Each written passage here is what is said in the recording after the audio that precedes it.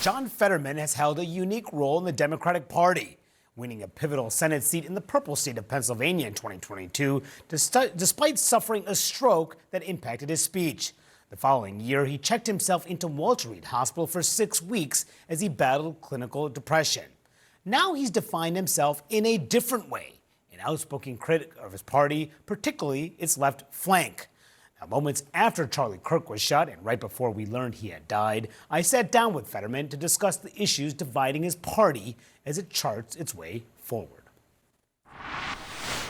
I'm never going to change my party, but clearly we've lost the argument, and right now I think it's entirely appropriate to really be honest and just figure out why exactly have we effectively lost 2 out of the last 3 cycles, and a lot of the things we've really kind of really lost our connection with American voters in ways. And I think we can't just be, well, Trump is always wrong, or that we're going to set the country on fire or whatever. That's just not true either, of course. But, you know, when I represent a state like Pennsylvania, that keeps you honest. And you always can't forget that a lot of Americans happen to disagree with you. That does not mean that they are fascists or now they want to shred the Constitution. But when you hear some Democrats saying Trump is acting like an autocrat. Yeah, no, that's the thing. If you actually compare him to an actual autocrat, that is not just that. Now, last night, for example, people were complaining.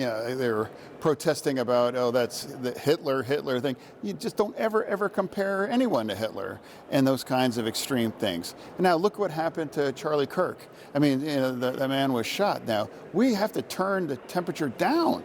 It's like we can't compare people to these kinds of figures in history.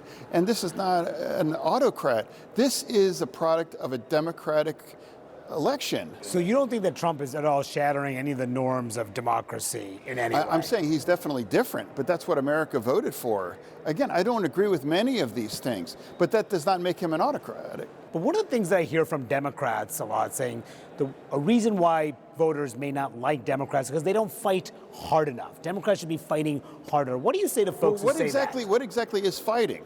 What is fighting? You know, delay more votes, or just vote every no on everything, or saying, well, if they're doing X, well, then that means it's wrong, that kind of a thing. It's like, what exactly is fighting? I'll give you an example. It could be shutting the government down. Like some Democrats say, if this happens, it'll be Trump's fault. That's not fighting. That's mutilating our nation. If you vote to shut our government down, you are going to harm millions of Americans. And why would you do this? Where's our leverage? It was wrong. It was wrong for the Republicans to do that. Absolutely, that's true.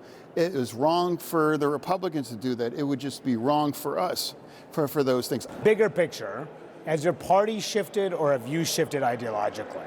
My party is acting in a way they have forgotten. They have forgotten one of the reasons why we lost in 2024. Some of the most extreme things were weaponized against that.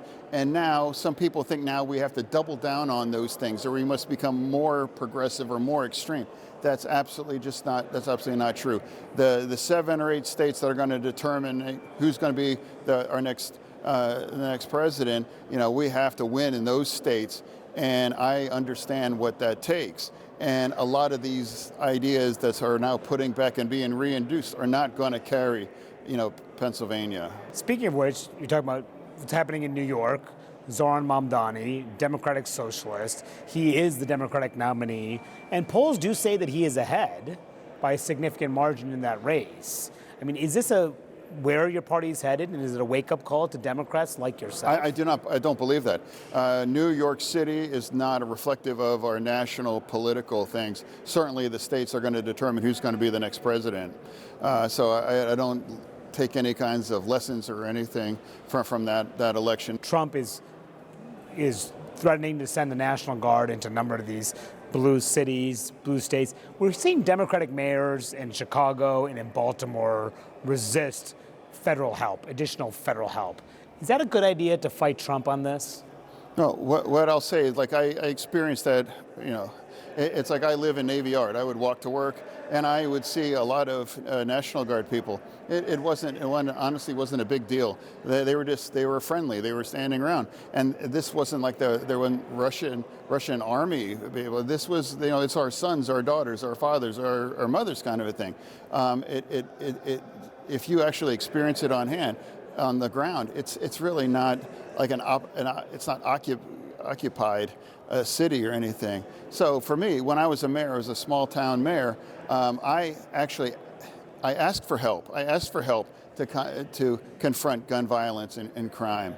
If I was a mayor and I had a significant kinds of violence situation, I would be happy to get help. Honestly, for that. Should they ask for help? I've done that. And do you think they should too? Like Chicago, Baltimore, and the like, they should accept it. All I'm saying that it's like when 600 people are killed in Chicago once every year, roughly. I think it's entirely appropriate. Are you comfortable with the way these ICE raids have been carried out in some of these cities? Not entirely. No. I believe we should have a secure border. And I absolutely believe you should round up all of the criminals. And then I do think you should deport those. But I don't think it's really helpful to raid a factory and round up all of them and deport them. I don't think it's appropriate to go to like a slaughterhouse in Nebraska and round them up and deport them things. That's not true either. I don't think America really supports those things. I think two things must be true. A secure border, round up all the criminals, but we don't and shouldn't target otherwise hardworking migrants that are just effectively making a significant contribution to our economy.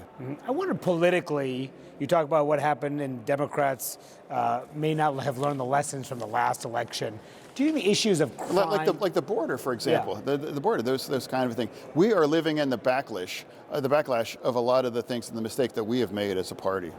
Yeah, because that's what I was going to ask you.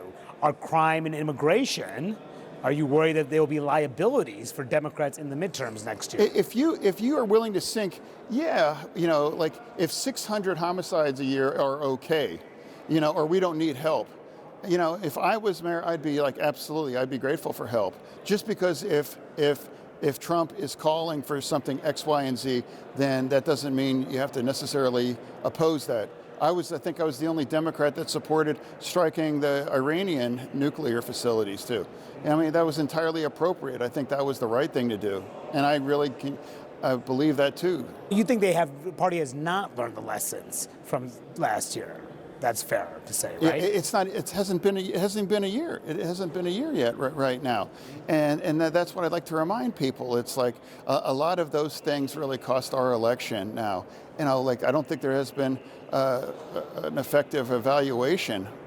I don't have an exact answer, but I'm not going to just spit out things and pretend that I know. That's absolutely right. One of the issues you found yourself on the opposite sides of your party is on the issue of Israel.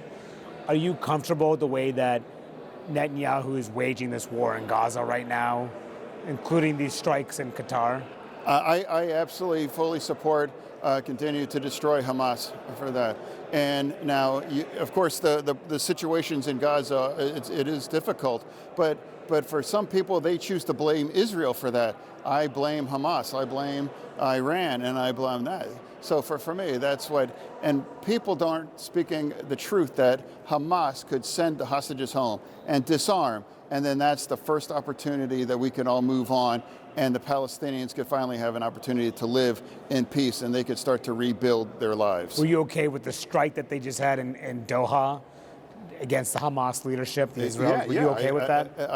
Absolutely, it's appropriate. Unless Hamas is willing to surrender and send people home, that's a war, and it's a just war. There's no ethnic cleansing. It's not a genocide. This is a just war, and I don't know why people blame Hamas for those circumstances right now, that it's not Israel's They fault. say that Israel is using starvation as a weapon. Are they? No, absolutely not. Absolutely not. Israel is not deliberately starving people. Absolutely. Those conditions are miserable there, and it is hell on earth. Why? Some people blame Israel for that. I blame Hamas and Iran for that thing.